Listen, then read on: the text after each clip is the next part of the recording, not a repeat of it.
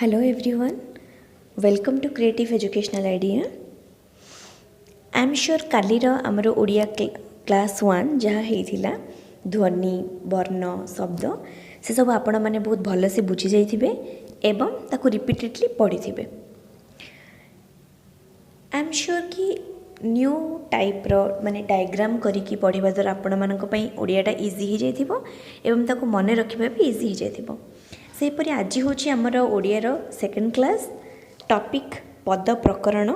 पद कौन आज आम पढ़ा जेपरि लास्ट क्लास आम पढ़ी ध्वनि कौन वर्ण कौन शब्द कौन से माने केते प्रकारर। ठीक अच्छे सेहीपरि आज आम पढ़ा पद कौन एवं ताहा केते प्रकारर। देखंतु सार्थक शब्द वाक्य रे व्यवहृत हेले ताहाको पद कहा जाए। सार्थक शब्द कौन आमे गतकाली क्लास रे पढ़ी। सार्थक शब्द होउची सेही शब्द जହାର गोटे अर्थ थिबो।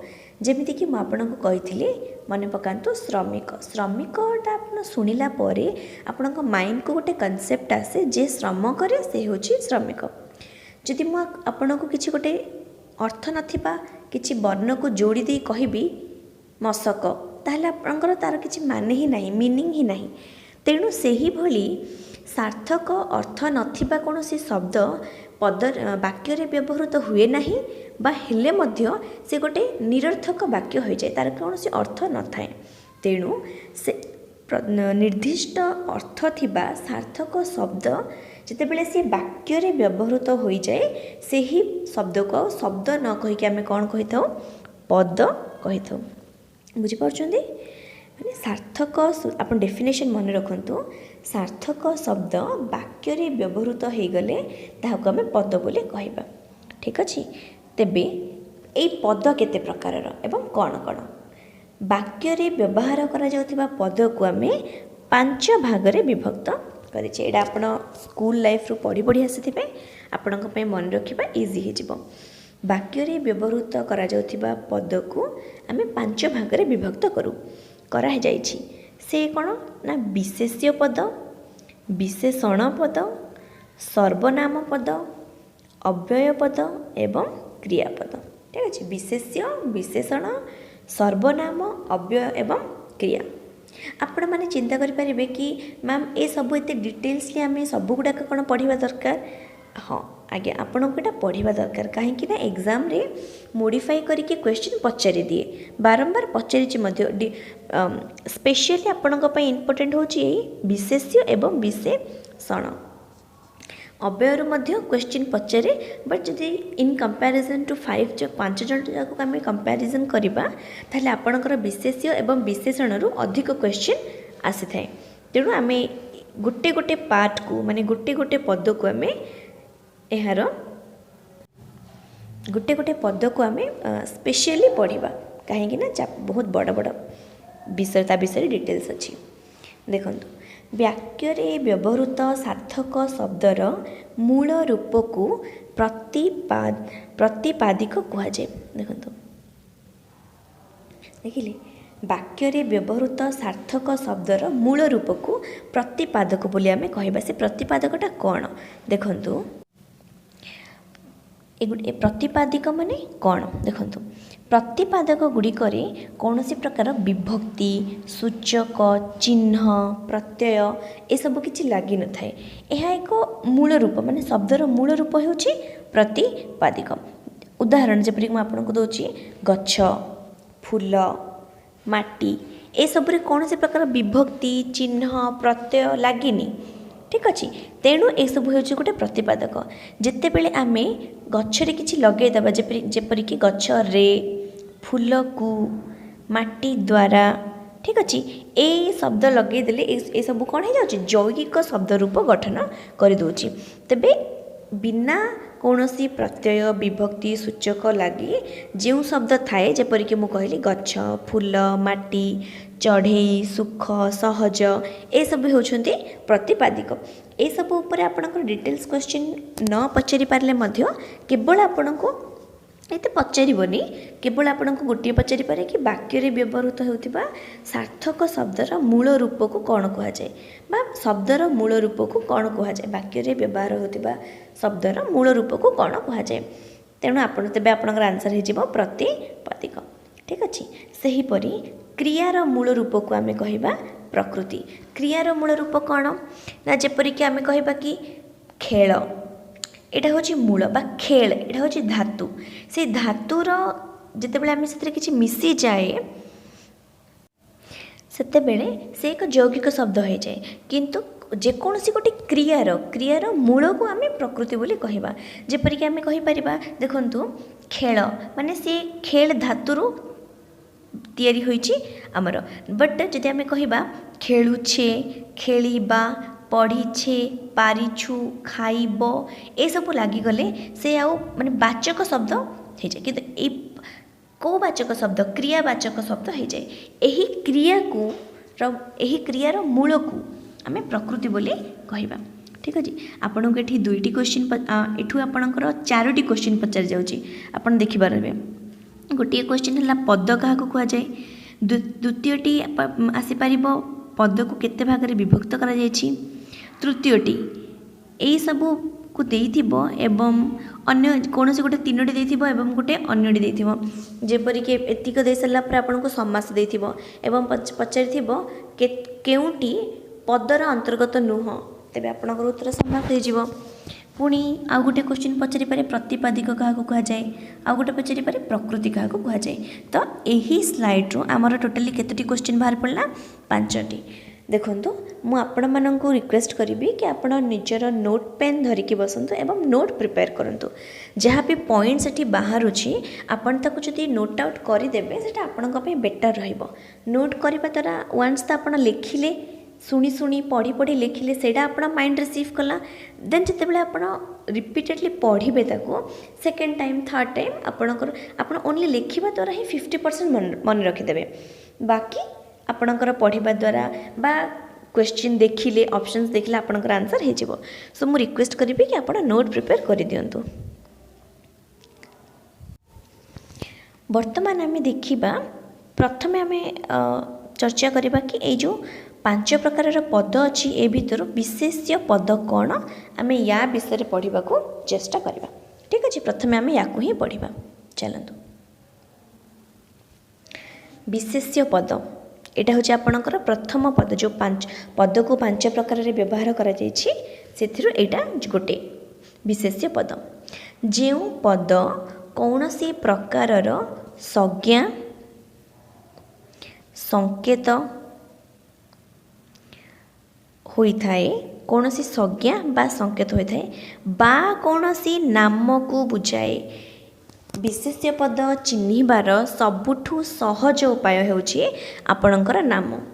ବାକ୍ୟରେ ଯେଉଁ ପଦ କୌଣସି ଗୋଟିଏ ନାମକୁ ବୁଝାଇଥାଏ ବା ସଂଜ୍ଞାକୁ ବୁଝାଇଥାଏ ବା ସଂକେତକୁ ବୁଝାଇଥାଏ ତାହାକୁ ଆମେ କହିବା ବିଶେଷ୍ୟ ପଦ। ଠିକ୍ ଅଛି। ବୁଝିପାରିଲେ? ମୁଁ ପୁଣି ଥରେ କହିଦେଉଛି, ବାକ୍ୟରେ ଯେଉଁ ପଦ କୌଣସି ସଂଜ୍ଞା, ସଂକେତ ବା ନାମକୁ ବୁଝାଏ ତାହାକୁ ବିଶେଷ୍ୟ ପଦ କୁହାଯାଏ। ଯେଉଁପରି ଭାବରେ ପଦକୁ 5 ପ୍ରକାରରେ ବିଭାଗ କରାଯାଇଛି, ବିଭକ୍ତ, ସେହିପରି ଭାବରେ ବିଶେଷ୍ୟ ପଦକୁ ପୁଣି 5 ଥରେ ବିଭାଗ କରାଯାଇଛି। 5ଟି ଭାଗରେ ବିଭକ୍ତ କରାଯାଇଛି। ଗୋଟିଏ ହେଉଛି ଆପଣଙ୍କର ନାମ ବା ସଂଜ୍ଞାବାଚକ ବିଶେଷ୍ୟ, ଅନ୍ୟଟି ହେଉଛି ଜାତିବାଚକ ବିଶେଷ୍ୟ, ତୃତୀୟଟି ହେଉଛି କ୍ରିୟାବାଚକ ବିଶେଷ୍ୟ, ବସ୍ତୁବାଚକ ବିଶେଷ୍ୟ ଏବଂ ଗୁଣ ବା ଅବସ୍ଥାବାଚକ ବିଶେଷ୍ୟ। ଦେଖନ୍ତୁ, କିଛି ସମୟ ପୂର୍ବରୁ ମୁଁ ଆପଣଙ୍କୁ କହିଥିଲି ଯେ ବିଶେଷ୍ୟ ପଦ ଚିହ୍ନିବାର ସବୁଠୁ ସହଜ ଉପାୟ କି ଆପଣ ମନେ ରଖିବେ ସେ ନାମକୁ ବୁଝାଉଥିବ। କାହାର ନାମକୁ ବୁଝାଉଥିବ? ଯେକୌଣସି ଗୋଟେ ନାମ ବା ସଂଜ୍ଞା, ମାନେ କୌଣସି ମଣିଷର, କୌଣସି ପଶୁର, ଯେକୌଣସି ଗୋଟେ ନାମକୁ ବୁଝାଉଥିବ। ତୃତୀୟଟି ହେଉଛି ଜାତିବାଚକ, ମାନେ ଯେକୌଣସି ଗୋଟେ ଜାତିର ନାମକୁ ବୁଝାଉଥିବ। କୌଣସି ଗୋଟେ କ୍ରିୟାର ନାମକୁ ବୁଝାଉଥିବ, କୌଣସି ଗୋଟେ ବସ୍ତୁର ନାମକୁ ବୁଝାଉଥିବ ବା କୌଣସି ଗୋଟେ ଗୁଣ ବା ଅବସ୍ଥାର ନାମକୁ ବୁଝାଉଥିବ। ଆମେ ଆଗକୁ यही प्रत्येक पॉइंट को डिटेल्स रे पढ़ा बट आप यू गोटे मन रखी दिंतु ये आपंकर कौन दुईटी पॉइंट बाहर पड़ला दुईटी पॉइंट बाहर पड़ला कि विशेष्य बा विशेष्य पद क्या कहुए एक सेकेंड बाहर आपणकर विशेष्य पद को केते भाग में विभक्त करा जायछि सेकेंड एवं थर्ड आपणकर होछि से सब को मन रखिबा केउ केउ नाम को गोटे होछि नाम बा संज्ञावाचक विशेष्य द्वितीयटी जातिवाचक विशेष्य तृतीयटी क्रियावाचक चतुर्थटी वस्तुवाचक विशेष्य एवं पंचमटी गुण बा अवस्थावाचक विशेष्य चलतु आम डिटेल्स पढ़ा ये सब कौन प्रथम आम पढ़ा आमर नामवाचक बा संज्ञावाचक विशेष्य विषय रे नाम बा संज्ञावाचक विशेष्य सॉरी देखो यहाँ नाम बा संज्ञावाचक विशेष्य जो पदगुड़िक कौन सी निर्दिष्ट व्यक्ति देश फूल फल सहर नदी पुस्तक लेखक एमिति बहुत किछि इत्यादिर एकक नाम को बुझाए ताहाको आमे नामवाचक बा संज्ञावाचक बोली कहिबा नामवाचक बा संज्ञावाचक विशेष्य बोली कहिबा ठीक अच्छे एते बड़ डेफिनेशन आपण मन न रखिले मध्य गोटे रखंतु मन जो पदटी जेकोसी गोटे ना को बुझेबा आमे ताको नामवाचक बा संज्ञावाचक बोली कहिबा आगो को आमे देखिबा कि आमे से सब भितर केमिति डिफरेंट करि करि जिबा कोउटा कोन कोउटा वस्तुर नाम को बुझौची कोउटा जातिर नाम को बुझौची आमे सेटा पढ़िबा किंतु पॉइंट आमर इज कि नाम को से बुझेबा को पड़िबो देखंतु आपणकर ये गोटे उदाहरण दिखाई सुरेश परी एटा देखो सुरेश परी परेश भी भल पढ़े प्रथमतः सुरेश हो गला आमर एक प्राणी बा मनुष्यर ना द्वितीयतः परेश मध्य आमर एक मनुष्यर नाम यही दुईटी नाम को देखी आपण को बुझी जावाक पड़ो जे कि ए दुईटी केउं प्रकार विशेष्य नामवाचक विशेष्य ठीक अच्छे ए दुईटी केउं प्रकार विशेष्य नामवाचक विशेष्य एवं जो पद कौन सी मनुष्यर नाम को बुझाए ताको आमे व्यक्तिवाचक विशेष्य मध्य कहि परिबा नामवाचक बा व्यक्तिवाचक बुझी पारछंती सही परी द्वितीय देखंतु रामायण आम देशर ये द्वितीय देखंतु रामायण आम भाषार महान ग्रंथ बा आम देशर महान ग्रंथ एठी रामायण कहिले केवल एवं केवल रामायण ग्रंथ को ही बुझाऊँगी माने सही ग्रंथ जार नाम रामायण सही ग्रंथ को ही बुझाऊँगी तामाने ए कहार गोटे नाम होगला कौन सी गोटे ग्रंथर नाम होगला जेहेतु बा माने पुस्तकर नाम होगला तेणु ए मध्य होउची हमर गोटे नामवाचक विशेष्य एवं यह से आपण को मन रखा पड़ो जे बहीटी कौन प्राणी ना अप्राणी ना कौन सी मनुष्यर ना आमे तो पढ़िले कि जदि कौन सी नाम मनुष्यर नाम को बुझेबा ताको व्यक्तिवाचक कहबा एठी रामायण गोटे बही माने गोटे निर्जीव बही अप्राणी तेणु एही भली पद को आमे अप्राणीवाचक बा संज्ञावाचक मध्य कहिबा बुझी पारछंती अप्राणीर नाम को बुझाउथिले से कौन हो जाउची अप्राणीवाचक बा संज्ञावाचक अप्राणीवाचक रे आउ कौन कौन जाई परिबो जेमिति कि आपणकर नदी नदी कौन अप्राणी से प्राणी नुह तेणु किंतु नदी माने आपण कौन पहाड़ जंगल विषय भावे कि नदी शुणिला पर आपण नदी विषय भावे ता माने एटा होची केते गुड़ाए नदी मानकर जाति को गोटे ना दिया नदी तो ए मध्य कौन हो जाउची हमर जातिवाचक विशेष्य किंतु सी कौन संज्ञावाचक विशेष्य मध्य माने अप्राणीवाचक संज्ञावाचक विशेष्य बुझी पारछंती देखंतु एतिकी मन रखंतु जो पद कौनसी एक देश फूल फल लेखक सहर बा जेकोसी गोटे जिनसर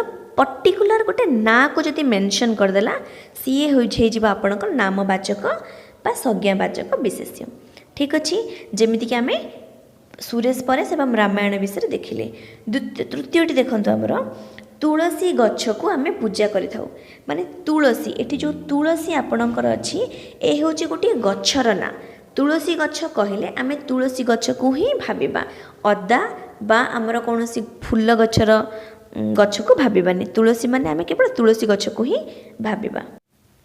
एवं मु जो अप्राणीवाचक विशेष्य कथा कहूली से केवल आपण को एमती नदी बोली तो दे नथिबो महानदी बा गंगा नदी एपरी भाव से नदीर ना देदेला मेंशन करदेला को नदी से तो सहीटा होगला आपण नामवाचक नामवाचक विशेष्य तेबे संज्ञावाचक विशेष्य केमिति हेबो काहेकि ना से गोटे अप्राणी ठीक अच्छे।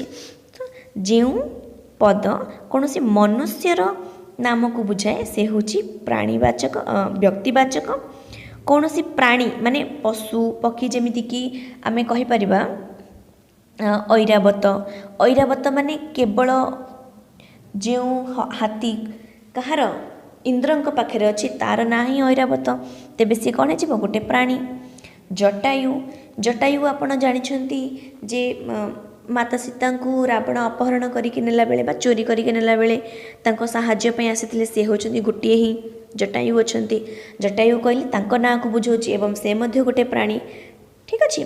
तो प्राणी मानक नाम को जदि बुझेब ताहले से ही जीव प्राणीवाचक मनुष्यर नाम को बुझेले ही जीव व्यक्तिवाचक एवं अप्राणी मानक नाम को बुझाइले से ही जीव अप्राणीवाचक बा संज्ञावाचक ठीक अच्छे। नेक्स्ट एटा है आमर नामवाचक नामवाचक पर आमर कौन आसला जातिवाचक जातिवाचक विशेष्य आमर एटा कहार सेकेंड पॉइंट बा कहार ख पॉइंट ए होची विशेष्य पद को जो 5 भाग रे विभक्त करा जायतिला देखंतु ए होची आमर विशेष्य पद को आमर 5 भाग रे विभक्त करा जायतिला। प्रथमटा होची नाम एवं संज्ञावाचक आमे पढ़ी सारिले नाम बा संज्ञावाचक आमे पढ़ी सारिले वर्तमान आमे पढ़िबा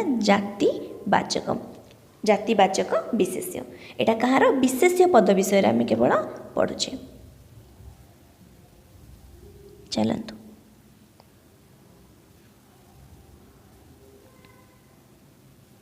देखंतु जातिवाचक विशेष्य कौन वाक्य रे जेउ विशेष्य पद कौनसी निर्दिष्ट जातिर नाम को बुझाइथिले सही पद को जातिवाचक विशेष्य कहबा। मन रखंतु ए भी गोटे नाम को ही बुझेब किंतु से नामटा कहार हेतिबो गोटे निर्दिष्ट जातिर हेतिबो तेबे जाके आमे ताको कहबा जातिवाचक विशेष्य। मु आपनक पई किछि उदाहरण एठी लिखि देइछि देखंतु। प्रथम उदाहरण उत्तम शिक्षक ही छात्र छात्री चरित्र गढ़ती। उत्तम शिक्षक एठी कौनसी पर्टिकुलर गोटे शिक्षक ना दिया जाए नहीं बा कौनसी गोटे छात्र छात्री ना दिया जाए नहीं। ए जिते बेले आमे एही सेंटेंस को पढ़िबा माने एही सेंटेंस को उत्तम शिक्षक ही छात्र छात्री मानक चरित्र गढ़ती सेते बेले आमे समस्त उत्तम शिक्षक मानक विषय रे भाबिबा एवं कहार चरित्र गठन करती समस्त छात्र छात्री मानकर ता माने एठी शिक्षक ए जो शब्दटा समस्त शिक्षक जाति पाई विचार को निया हेची एवं जो छात्र छात्री निया हेची से समस्त छात्र छात्री मानकर जाति पाई व्यवहार करा जायछि। तेणु जाति कहले समुदाय बा समस्त श्रेणी बा वर्ग को बुझाए माने जो पदटी आपणकर थिबो से ताकर समस्त गोष्ठी को बुझाउथिबो। जेमिति शिक्षक माने कहले माने पूरा शिक्षक गोष्ठी को आपण बुझिबे। शिक्षक कहले श्रमिक कि कृषि को आपण बुझी पारिबेनी ठीक अछि। सेमति छात्र छात्री कहले छात्र छात्री गोष्ठी को आपण बुझिबे। एही उदाहरण आम बुझी पारुचे जे जो पदटी गोटे जातिर ना को बुझाओ एठी जातिर अर्थ कौन सी कास्ट नुह एठी जातिर अर्थ गोटे गोष्ठी बा गोटे वर्ग ठीक अच्छे। देन सेकेंड पॉइंट अरण्य कमी जिबारु बाघ भालू हाथी संख्या कमीगलाणी। एठी देखंतु अरण्य माने से केउ प्रकार अरण्य कुहा जायछि कि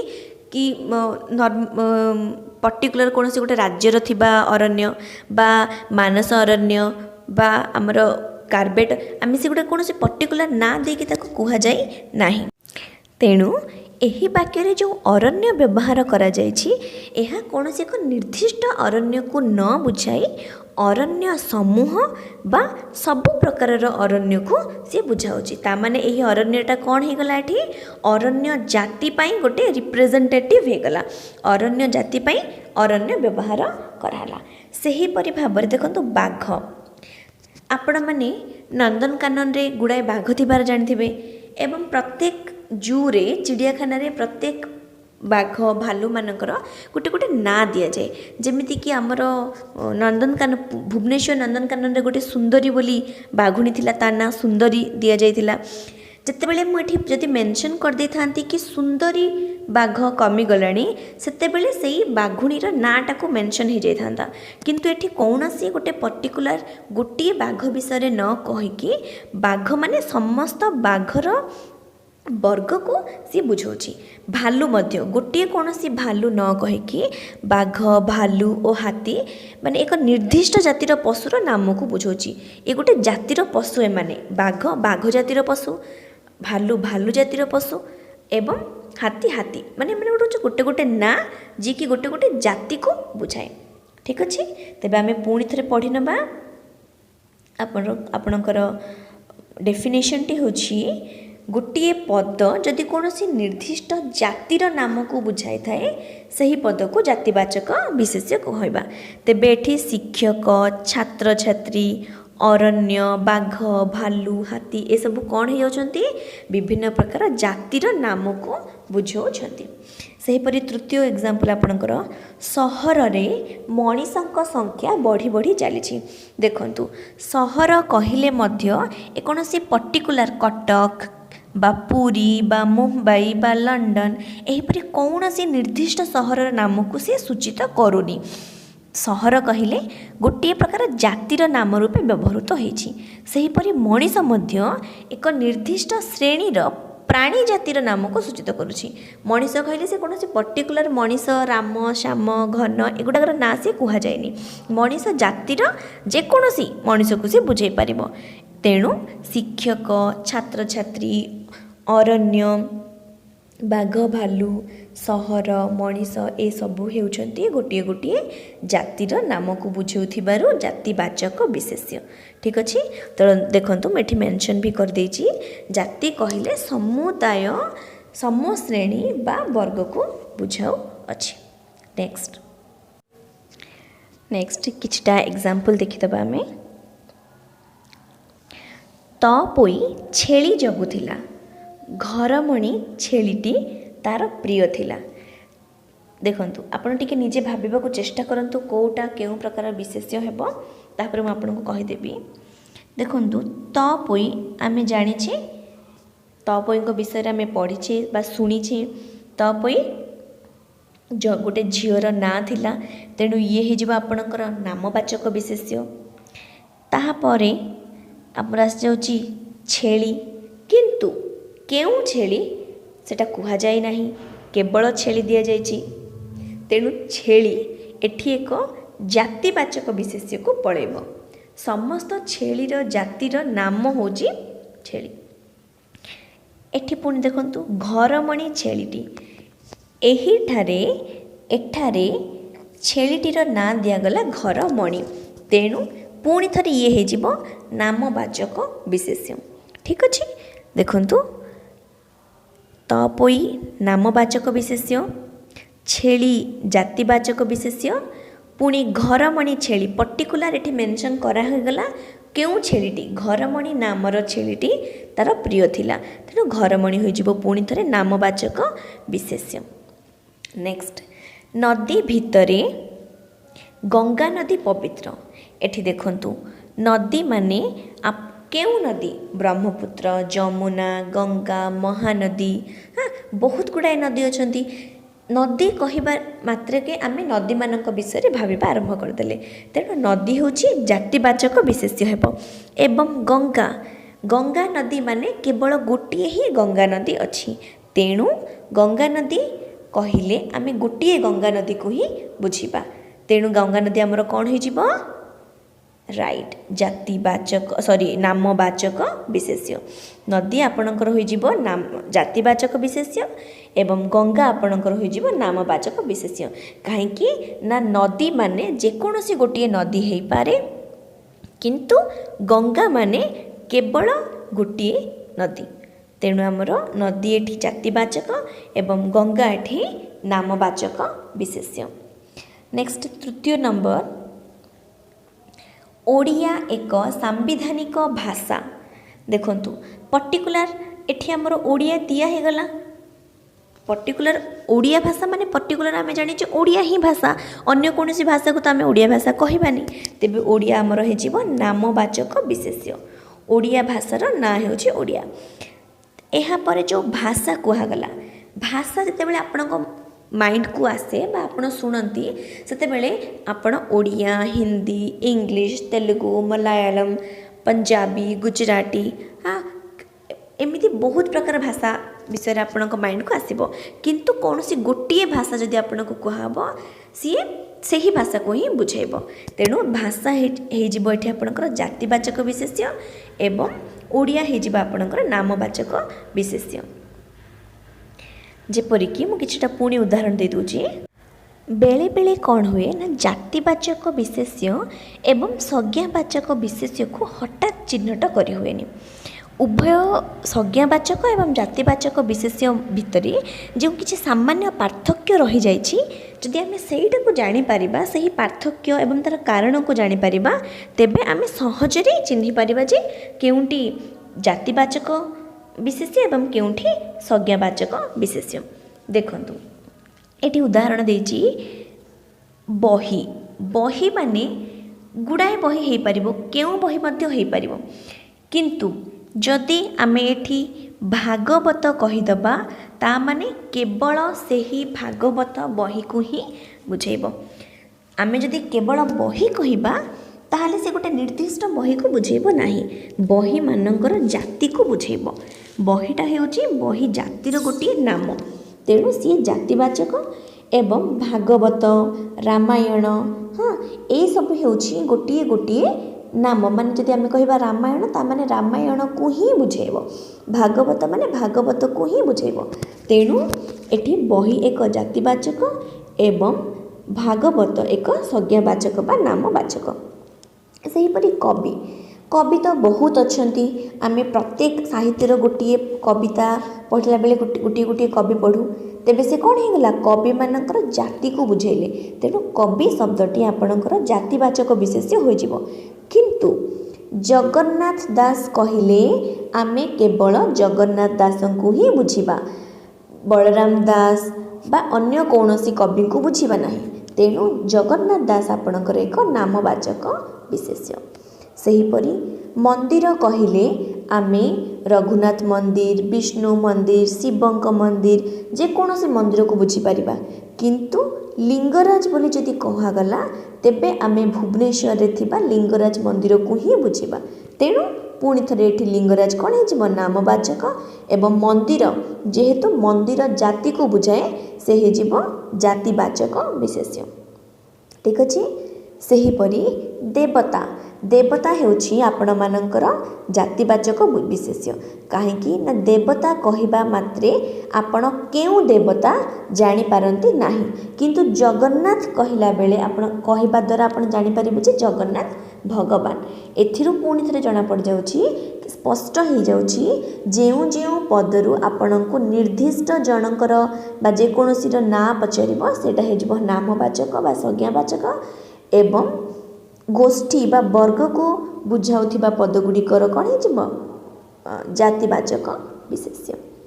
नेक्स्ट वर्तमान आमर नामवाचक बा संज्ञावाचक कंप्लीट हो गला एवं जातिवाचक विशेष्य आम पढ़ी चलिए।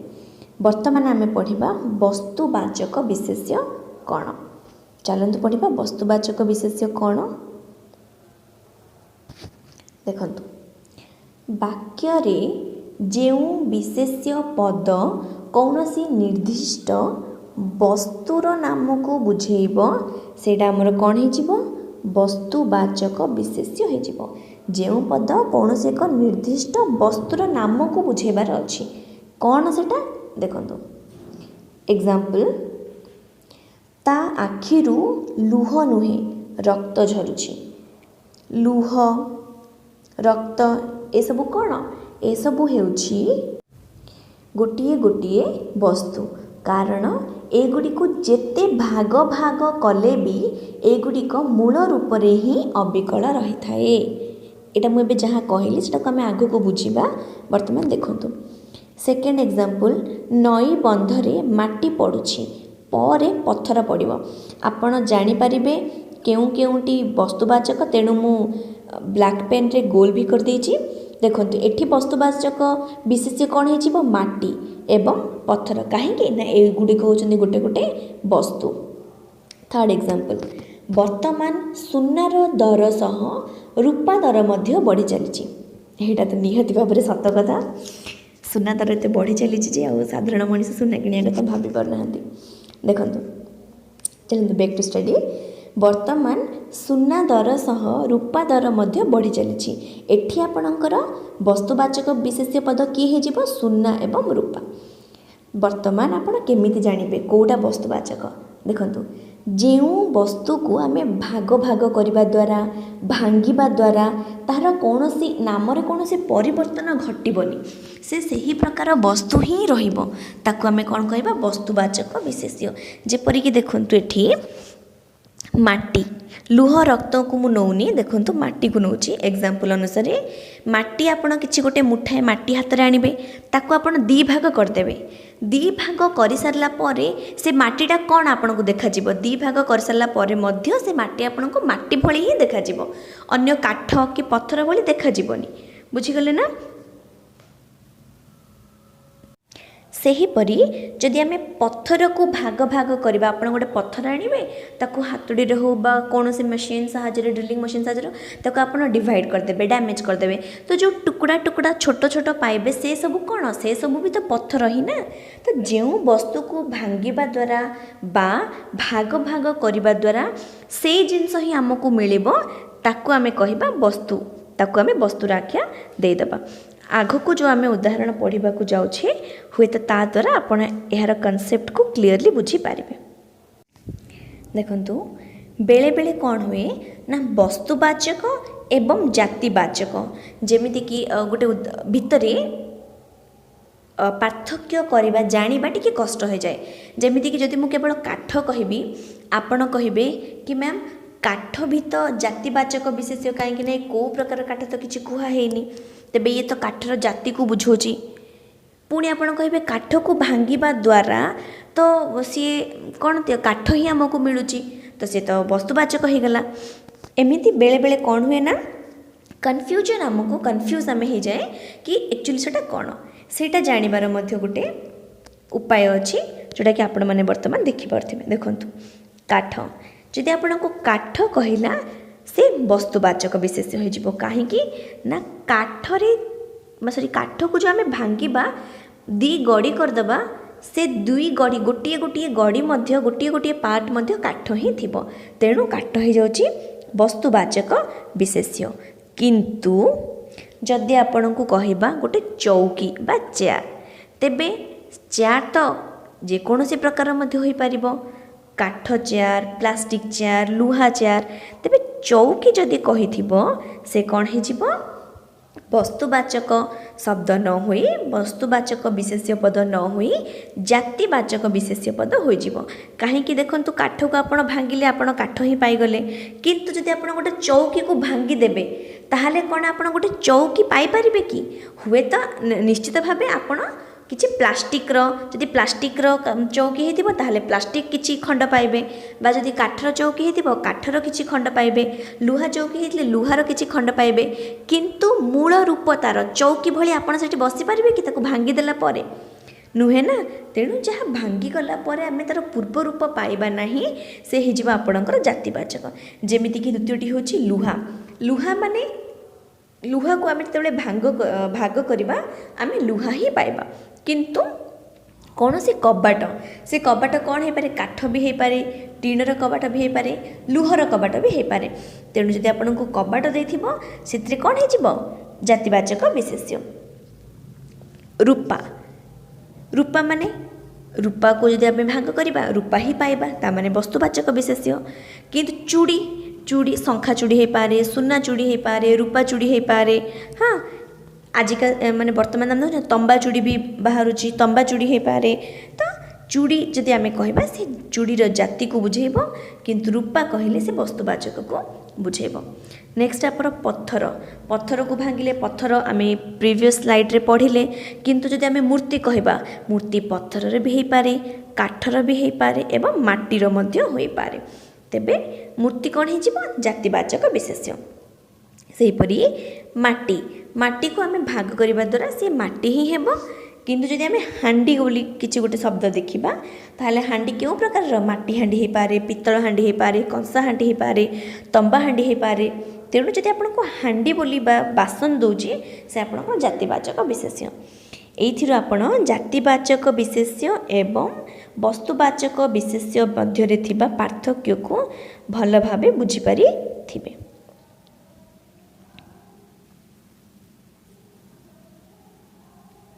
नेक्स्ट देखंतु एठी किछि मु मेंशन करिछि वस्तुवाचक नामटी जो मौलिक पदार्थ को नहीं गठित होता है ताहाको भाग भाग बा भाग भाग कले मध्य मूल रूप रे ही ताहाको आमे पाई थाउ बा मूल रूप रे ही ताको बुझाई थाए। तेबे सेटा को आमे कोन कहिबा वस्तुवाचक। ठीक अछि। Next slide. वर्तमान आम पढ़ा गुणवाचक। आम पुणी थे देखीदे आमर कौन कौन सरीगला। देखंतु आमर वस्तुवाचक मध्य सरी जाइछि। वर्तमान आम देखिबा गुणवाचक अवस्था। गुणवाचक विशेष्य यार डेफिनेशन वाक्य रे जेउ विशेष्य पद कौनसी निर्दिष्ट गुण बा परस्परर नाम को बुझाए। सॉरी अवस्थार परस्पर नुह अवस्थार नाम को बुझाए ताहाको आमे कौन कहबा गुणवाचक बा अवस्थावाचक। गुणवाचक को आमे मध्य अवस्थावाचक कहि परिबा केतेबेले जेतेबेले आपणकर पदटी कौनसी अवस्थार नाम को बुझाए। अवस्था माने केमिति अवस्था आमर शैशवावस्था, वृद्धावस्था, दारिद्र्यावस्था बुझुଛନ୍ତି ना। कौनसी गोटे अवस्थार दारिद्र्यावस्था माने गरीब आमर अवस्थार नाम को बुझाउथिबो बा कौनसी गोटे गुणर नाम को बुझाउथिबो। एग्जाम्पल्स द्वारा आम अधिक सहजरे बुझीपार। फर्स्ट पॉइंट देखंतु कपोत निरीहता। निरीहता माने सरल। निरीहता और मयूर सौंदर्यर प्रतीक अटे। देखंतु निरीहताटा कपोतर गोटे सरलतार गुण, मयूरर सौंदर्य मध्य तार गोटे गुण। तेबे आपण बुझी पारथिबे जेउ पद वाक्य रे कौनसी गुणर नाम को बुझेब से कौन हो जाए आपणकर गुणवाचक विशेष्य। सेहीपरि भाबरे जदि कौनसी अवस्थार नाम को बुझेब, अवस्थार नामर उदाहरण मध्य तलक अछि। आमे वर्तमान सेकेंड एग्जांपल देखिदबा। देखंतु सबुठी सेकेंड एग्जांपल सबुठी दारिद्र्य ही निरक्षरतार कारण। एठी देखंतु मु आपनको किछि समय पूर्व कहली दारिद्र्य कोन गोटे अवस्था, दरिद्र अवस्था। दारिद्र्य अवस्था बुझेबारु अवस्था को बुझाई थिबारु ताहार सेटा को प्रकार विशेष्य होई जिवो अवस्थावाचक विशेष्य होई जिवो। किंतु पुणी थरे आस जानतो निरक्षरता को। निरक्षरता शब्दटी आपणकर गोटे गुण को बुझोछि। माने से निरक्षर, से पढ़ी नाही, से स्वाक्षर नुहे, तो निरक्षरतार गोटे गुण हो गला। से बदगुण हो बा सद्गुण हो, जदि आपणकर गुण को बुझाउछि से हो गुणवाचक विशेष्य। सेहीपरि थर्ड एग्जांपल चांचल्य सृष्टि अपेक्षा सत्य प्रकाश करिबा संवादपत्रर धर्म। चांचल्य कहबार अर्थ कि सस्पेंस बा कौनसी क्यूरियोसिटी लोक मानक मध्य जदि से न्यूज़पेपर आप आजिकल मीडिया देखुंत गोटे छोट घटना को मध्य किपरि टीआरपी पाई बहुत बड़ घटना करी प्रकाश करुछंती। सेमिति करिबा अपेक्षा सत्य कहबा एक भल गुण। तेणु ये गुणवाचक विशेष्य। एवं चांचल्य मध्य गोटे गुण से गुणवाचक विशेष्य ये सब चांचल्य सृष्टि अपेक्षा सत्य प्रकाश करने संवादपत्र धर्म अटे। फोर्थ जीवनर शैशव देखंतु आसीगला आमर शैशव अवस्था माने पिला बेल, यौवन अवस्था माने जो आमर युवपीढ़ीर पिला माने एवं वार्धक्य अवस्था माने आमर वृद्ध गुरुजन माने। जीवन रे शैशव यौवन और वार्धक्य आसे एवं सुख सहित दुख मध्य लगी रही थाए। सुख अवस्था दुख अवस्था मध्य अच्छी कि नहीं आमर नट अवस्था गोटे समय को से बुझाऊँच। शैशव यौवन वार्धक्य ये सब गोटे अवस्था को बुझेबा नाम होइथिबारु ए सब कौन अवस्थावाचक विशेष्य। सेहीपरि सौंदर्य निरीहता ए सब गुण को बुझाउथिबार नाम होइथिबारु ए सब हेउछंती गुणवाचक विशेष्य। ठीक अच्छे आग को आम पढ़ा। नेक्स्ट आम पुणी आसीगले आमर से पेज को देखु चारि प्रकार विशेष्य आम पढ़ी सारे केवल बाकी रहा आपणकर क्रियावाचक विशेष्य। चलतु सेटा भी आम पढ़ी नवा। क्रियावाचक विशेष्य वाक्य रे व्यवहृत जो पदगुड़िक कौन सी निर्दिष्ट क्रिया माने कौन काम कार्य बा कार्यर नाम को माने अर्थात आइदर तो से काम को बुझाउथिबो बा कामर नाम को कामटा चली थाउ बा केवल काम करने कथा कुहा जाय थाउ। ठीक अच्छे क्रिया काम को बुझाओ कार्य को बा कार्यर नाम को बुझाओ ताहाको आमे कौन कहबा क्रियावाचक विशेष्य पद कहबा। कौन वाक्य रे व्यवहृत जो पदगुड़िक कौन सी गोटे क्रिया को बुझाउथिबो बा क्रियार नाम को बुझाउथिबो केवल नाम को बुझाइले मध्य आमे ताहाको कहबा क्रियावाचक विशेष्य। देख उदाहरण देखंतु वाक्य रे जो शब्द व्यवहार करा जाए बा वाक्य रे जो क्रियावाचक शब्द व्यवहार करा जाए ता साधारणतः दुई प्रकार। ठीक अच्छे गोटे होछि आपणकर साध्य एटा आपण नोट कर दियंतु। गोटे होछि आपणकर साध्य एवं अन्यटी होछि सिद्ध। अन्यटी आपणकर कौन सिद्ध गोटे होछि साध्य एवं अन्यटी होछि सिद्ध। तेबे साध्य आमे काहा को कहबा ना माने क्रिया पदटी बा जो पदटी कौन सी काल रे माने को समय रे अतीत रे ना वर्तमान रे ना भविष्यत रे वचन रे माने एक वचन जणे करुछि ना दी जण ना अनेक जण केउ पुरुष अनुसार कार्य साधन हुए तेबे ताहाको आमे साध्य माने केते जण।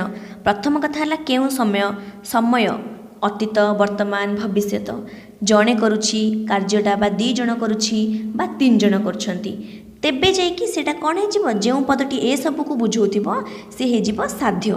किंतु ए सब किछि न थाए कि जदि गोटे आपणकर क्रियापद थिबो किंतु सही क्रियापदटी ना कौनसी काल को बुझाउथिबो ना कौनसी वचन को बुझाउथिबो तेबे से कौन हेजिबो सिद्ध हेजिबो। जो आपण दुई प्रकार देखुचंती एठी उदाहरण दुई अलग अलग प्रकार लिखिछि ना प्रथम प्रकार वाक्य एवं द्वितीय प्रकार वाक्य एमानक मध्यरे एटा होछि साध्य एटा होछि सिद्ध। देखंतु मैं एटा क्लियर कर दोछि तापर आमे भलो से पढ़ी परिबा। उदाहरण आपण देखंतु से माने खेलुछंती फर्स्ट एग्जांपल को देखंतु एठी तो से आपणकर क्रियापदटी एठी कोन खेलिबा खेलुछंती एटा होछि आपणकर क्रियापद।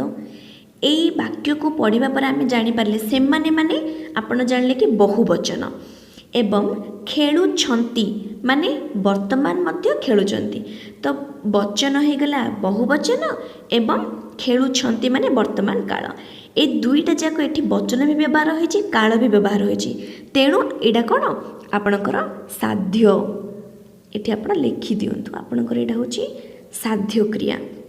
किंतु आपण द्वितीय प्रकार वाक्य देखंतु एठी सेमानकर खेल चलीछि।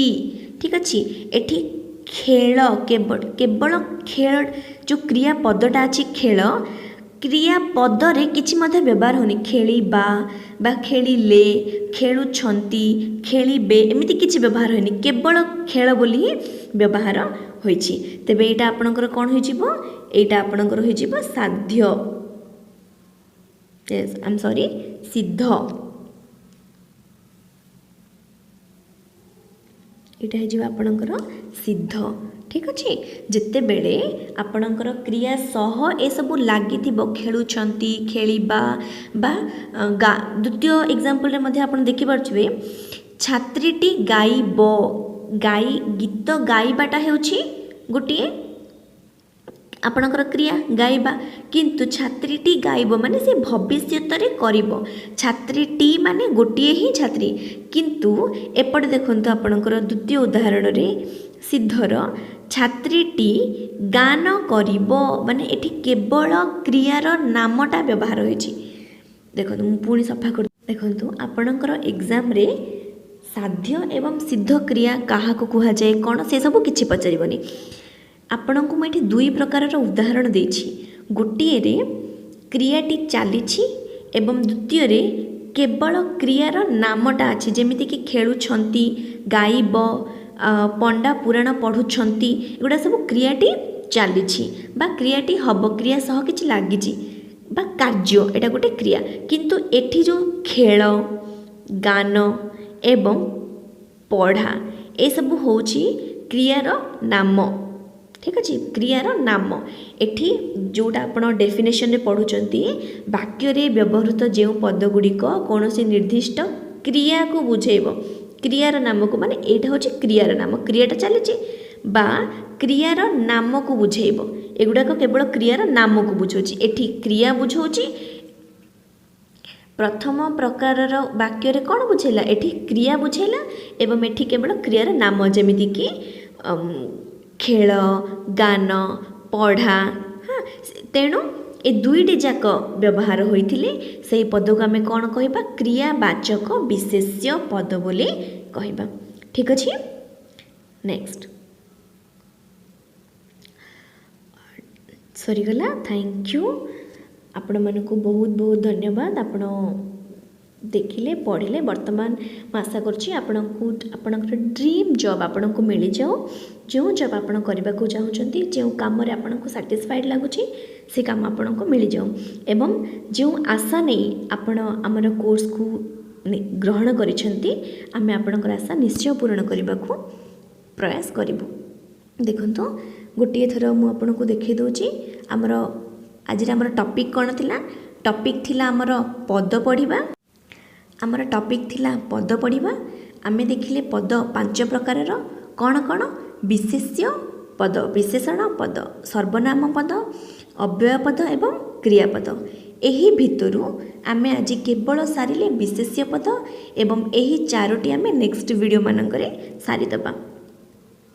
एहा परे विशेष्य पद केते प्रकार विशेष्य पद पुणी 5 प्रकार नामवाचक विशेष्य जातिवाचक विशेष्य वस्तुवाचक विशेष्य एवं गुणवाचक विशेष्य एवं क्रियावाचक विशेष्य एही 5टी नामवाचक विशेष्य कौन जो विशेष्य पद कौन सी नाम को बुझाई थाए बा संज्ञा को बुझाई थाए सी नामवाचक विशेष्य जो विशेष्य पद कौन सी जातिर नाम को बुझाई थाए से जातिवाचक विशेष्य जो विशेष्य पद कौन सी वस्तुर नाम को बुझाई थाए से वस्तुवाचक विशेष्य जो विशेष्य पदटी कौन सी गुण बा अवस्था मन रखंतु गुण बा अवस्था नाम को बुझाई थाए से कौन गुण बा अवस्थावाचक विशेष्य एवं जो पदटी कौन सी निर्दिष्ट क्रिया को बुझाओ बा केवल क्रियार नाम को बुझाओ से कौन है क्रियावाचक विशेष्य। ठीक अच्छे धन्यवाद।